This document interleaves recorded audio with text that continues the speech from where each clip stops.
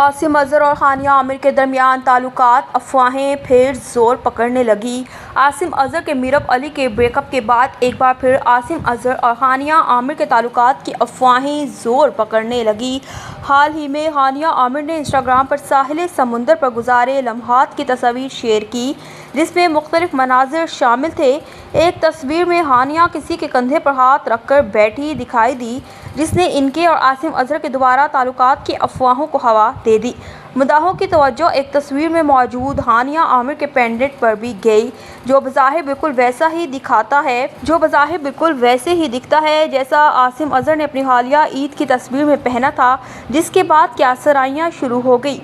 दोनों के दरमियान दोबारा ताल्लुकात कायम हो चुके हैं। वाज़ेह है कि हानिया आमिर और आसिम अजहर 2019 में एक दूसरे के साथ करीबी ताल्लुकात में थे, जबकि 2020 में इनका ब्रेकअप हो गया, जिसके बाद आसिम अजहर ने मीरब अली से मंगनी कर ली थी, जो अब खत्म हो चुकी है।